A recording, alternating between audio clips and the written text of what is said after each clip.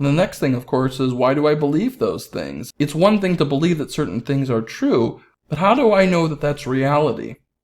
Well, when I first became a Christian, the reason why I believed was simply that my mom told me the gospel message, and I believed her. Now, most boys who are 3 or 4 years old usually trust their parents, and I certainly did. And I want to emphasize here that I didn't believe my mom just because I wanted to please her or I wanted to get along with what my parents believed and I wanted to be in their good graces. No, this was a genuine thing for me, and I genuinely believed that my mom was somebody I could trust. And so at that young age, I truly did become a Christian and believed that I was going to heaven when I died.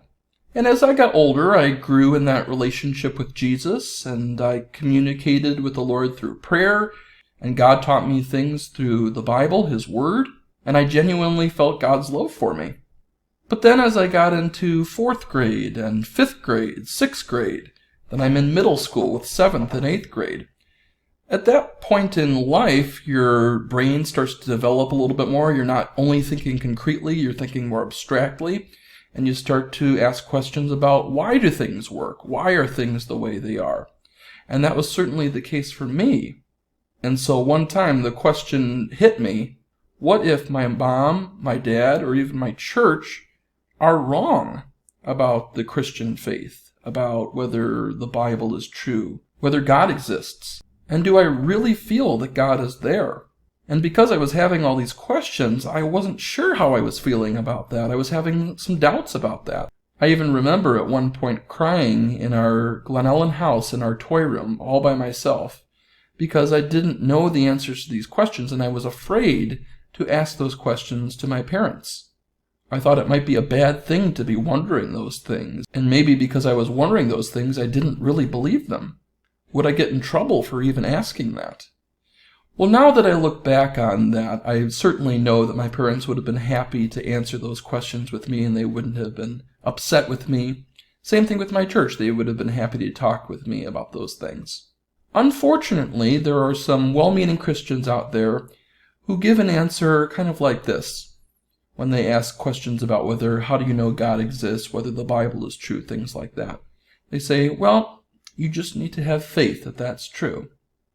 Now, I certainly believe in faith, and do you need to have all the answers to all your questions in order to be a genuine Christian? Of course you don't.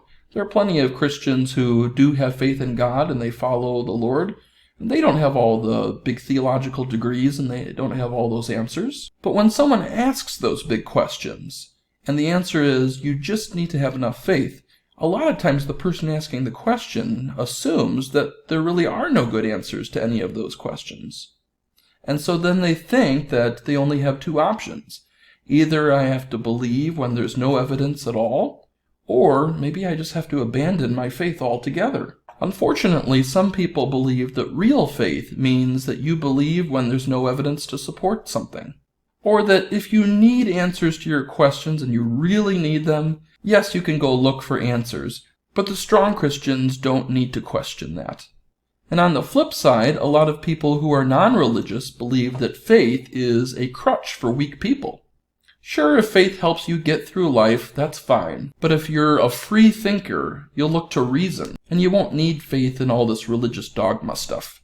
So you can see on both sides they contribute to the problem here.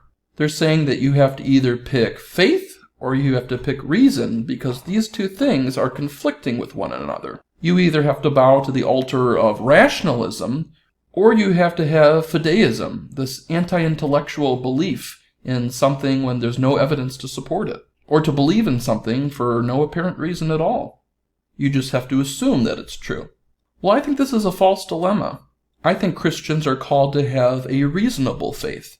Another word for faith is trust, so I should put my trust in things when I have good reasons to do so. 1 Thessalonians 5:21 says we're supposed to test all things and hold on to what is good. Hebrews 11 says faith is the substance of things hoped for and the evidence of things not seen.